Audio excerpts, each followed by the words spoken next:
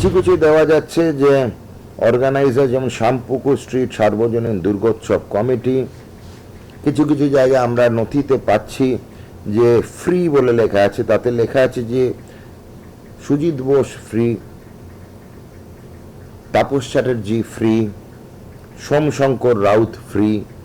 তো এই রাজনৈতিক ব্যক্তিত্ব যারা আছে একই নামের, হতে পারে তারা, নাও হতে পারে তারা, কিন্তু তাদের সম্বন্ধে ফ্রি জিনিসটা কি, তাদের জন্য কি দেওয়া হচ্ছে, সেগুলো আমাদের চিন্তার ব্যাপার।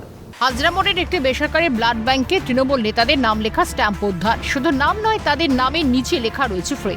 আর এই ফ্রি নিয়ে প্রশ্ন স্বাস্থ্যমন্ত্রীর। রক্ত সরবরাহ বা সংগ্রহের ক্ষেত্রে সেগুলি ব্যবহার হতো কিনা তা খতিয়ে দেখা হচ্ছে বলে জানান স্বাস্থ্যমন্ত্রী।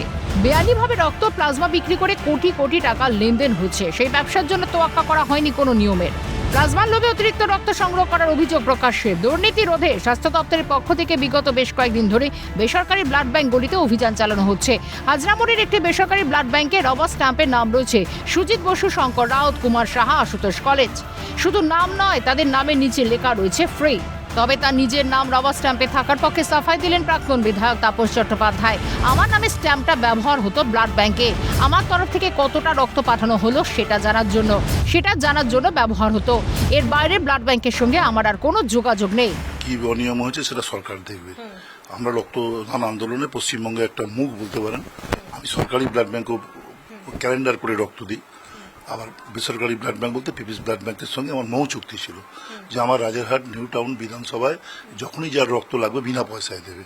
ওরা বলছে এই স্ট্যাম্পটা ব্যবহার করতে বোঝার জন্য যে এটা তাপস চ্যাটার্জি, নাহলে তো বিনা পয়সায় দেওয়া যায় না ব্লাড ব্যাংক করে এরা জন্য করতেন। আমি ওনাদের কাছে খুবই কৃতজ্ঞ। আমার নিউ টাউন বিধানসভার সমস্ত নাগরিক জানেন, দল মত নির্বিশেষে সমস্ত নাগরিক জানেন কিভাবে আমি পিপিস ব্লাড ব্যাংকে আমার এটিএম কার্ড, এটিএম এ টাকা তোলা যায়, আমি পাঠিয়ে দিলেই তারা রক্ত দিতেন। আমি ওদের কাছে কৃতজ্ঞ। আমি এই মুহূর্তে রক্তদান করতে পারিনি, কিন্তু এখনো কোনো অনুরোধ করলে ওরা রক্ত দিয়েছেন। এর বাইরে আমি কিছু জানি না, হয়তো ওরা স্ট্যাম্পটা ব্যবহার করতে, ওরা যা বললো আপনি বলার পর আমি জানতাম না। আমি জিজ্ঞেস করলাম, বললো যে আমরা ব্যবহার করতাম যে এই করার জন্য, যে বোঝার জন্য যে এটা যে তাপসবাবু পাঠিয়েছে, তাহলে বিনা পয়সা আমাদের রেকর্ড রাখা বা আমাদের বিষয়গুলো করা, যাতে কেউ কারোর নাম না করে বিষয়টা করতে পারে। আমরা তো মুখে বলে দিতাম আমরা ফোন করে যা পাঠাচ্ছি, এবং যখন বলেছি তখনই পেয়েছি। আমাদের কাছে কৃতজ্ঞ। এবার নিয়ম বেনিয়ম কোনো পাচার করেছে কিনা সেটা সরকার দেবে। পাচার করলে সেই রক্তদাতা সেই ব্লাড ব্যাংকে ব্ল্যাক লিস্টেড করে দিলে আমরা তাকে ডাকবো না।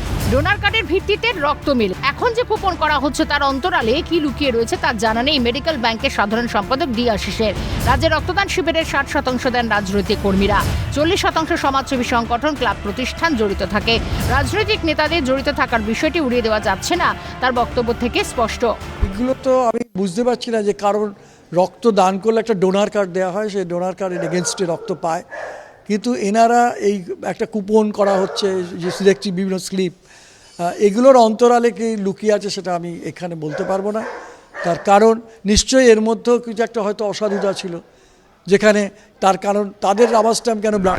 আমাদের রাজ্যে যে রক্তদান শিবির হয় তার 60% দেয় পলিটিক্যাল কর্মীরা, ফলে ন্যাচারালি পলিটিক্যাল কর্মী তারা রক্তদানের সঙ্গে যুক্ত থাকে। 40% সমাজসেবী সংগঠন, ক্লাব, প্রতিষ্ঠান, যারা ক্রীড়া জগতের মানুষ তারা দেয়। তাহলে এই 60% রক্তের মধ্যেও যখন পলিটিক্যাল পার্টি ইনভলভমেন্ট তাদের ওপর নির্ভর করতো রক্তদান, সেখানে তারা এইভাবে নিজেরা ব্যক্তিগতভাবে রক্তদানের সঙ্গে বা ব্লাড ব্যাংকের সঙ্গে নিজেরা যুক্ত হয়ে আমি জানি না তারা কিভাবে কাজটা করত। উপহারের লোভ দেখিয়ে রক্তদান অনুচিত, কারণ তাতে অসুস্থ মানুষ ও পুরস্কারের লোভে রক্ত দিচ্ছে, যা ক্ষতিকর।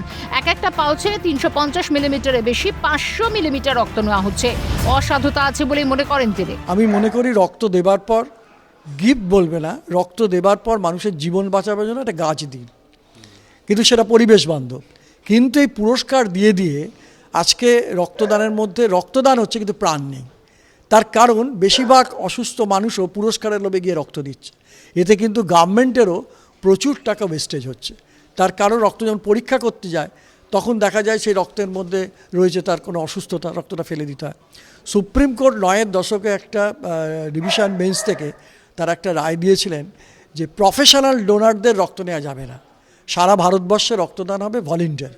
কিন্তু সেই স্বেচ্ছায় রক্তদানকে কিছু মানুষ অন্ধকার জগতের মধ্যে এনে তারা কিন্তু রক্তদানের মূল জায়গা থেকে সরে এসছে।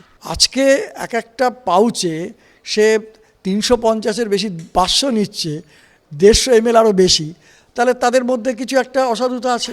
কিভাবে নিয়ম ভেঙে কাজ করছে ব্লাড ব্যাঙ্কগুলি তা দেখছেন আধিকারিকেরা। স্বাস্থ্য ভবনের কর্তারা সন্দেহজনক ব্লাড ব্যাঙ্কগুলিতে লাগাতার নজরদারি চালাচ্ছে বলে প্রশাসন সূত্রে খবর। ক্যামেরা বিধান মাহাতো, নিখিল দাসের সঙ্গে মাফিজুল ইসলাম এবং রেশমি দাস, ক্যালকাটা নিউজ।